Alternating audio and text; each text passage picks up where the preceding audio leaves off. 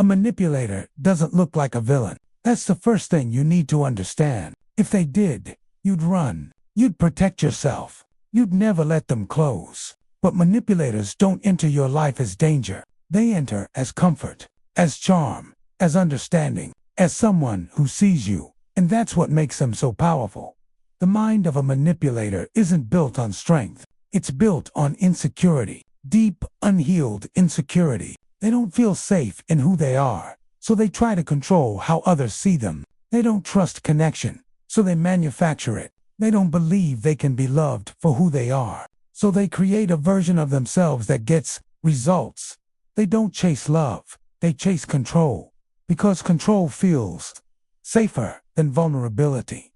Manipulators study people, not out of curiosity, but out of necessity. They learn what makes you smile, what makes you open up, what makes you feel special, what makes you doubt yourself. They remember your wounds, your fears, your dreams. And at first, they use this knowledge to make you feel deeply understood. You think, finally, someone gets me. But what they're really doing is mapping your emotional landscape, so they know exactly where to step. The manipulator's mind is always scanning. What does this person need? Validation, attention, safety, reassurance, purpose. Once they find the answer, they become that thing, not because it's real, but because it works. They mirror you, they reflect you, they become what you're missing. And that's why it feels magical. Your brain releases dopamine, oxytocin, attachment forms quickly. You feel chosen, seen, important. And the manipulator knows this stage is critical, because once you're emotionally invested, they don't have to try as hard anymore. This is where the shift happens. Slowly, subtly, they begin to test their control. A small comment, a withdrawal of affection, a confusing response, a contradiction, not enough for you to leave, just enough to make you question yourself. And when you question yourself, they gain power. A manipulator doesn't want you to feel strong. They want you to feel dependent, not obviously, quietly, emotionally. They want you to look to them for validation, for clarity, for reassurance, for reality. So they distort your perception. They deny things they said. They twist what you meant. They minimize your feelings. They exaggerate your reactions, not to hurt you, but to destabilize you. Because a destabilized mind is easier to control.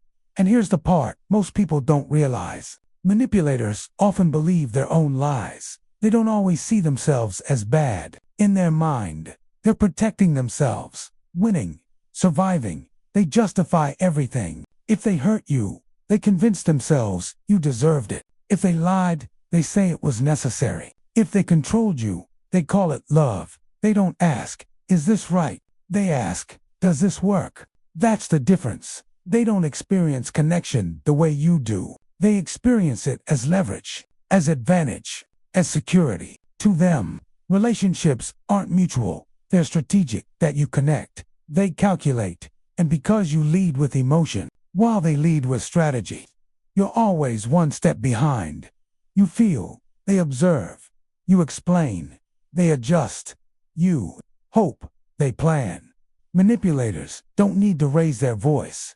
They don't need to threaten. Their power is psychological. They make you doubt yourself so deeply that you start editing who you are just to keep the peace. You stop saying what you think. You stop expressing what you feel. You stop trusting your instincts. You stop being you. And they don't have to force you. You do it for them.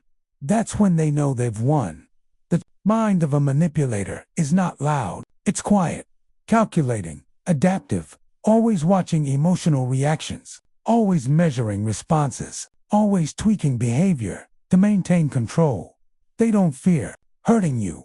They fear losing you, not because they love you, but because they need you as supply, validation, as stability, as proof of worth. And when they feel that control slipping, they panic. They may suddenly become sweet again, suddenly attentive, suddenly emotional, suddenly apologetic, not because they've changed, but because they're afraid of losing their grip. They will say the right words, cry the right tears, beg the right promises, and Because you lead with heart. You believe them. But a manipulator doesn't change through words. They change through accountability. And most of them never face it. Because accountability threatens the very thing they depend on. Control. So they deflect. Blame. Victimize themselves. Rewrite the story until you don't know what's real anymore. And that's the goal. Confusion is their playground. If you've ever been manipulated, I want you to understand something. It didn't happen because you were weak. It happened because you were open, because you were trusting, because you were deep, because you were real. Manipulators don't target strong people. They target kind ones. They don't look for power. They look for softness. Not to cherish it, but to use it. But here's what they don't expect. Awareness. Because once you understand how their mind works, their power disappears. You stop explaining yourself. You stop trying to prove your worth. You stop seeking their validation. You stop absorbing their confusion. You start trusting your own perception again, your own emotions, your own instincts. And that's what they fear most. A person who cannot be confused. A person who cannot be destabilized. A person who knows who they are. Because control only works on uncertainty. And certainty, it's untouchable. If you've been in the mind of a manipulator, I want you to hear this. You didn't imagine it. You weren't too sensitive. You weren't crazy. You weren't wrong. You were being psychologically played. And now, you're waking up. So ask yourself this. Do I feel calm around this person or constantly confused? Because love doesn't confuse you. It clarifies you. And peace is the real proof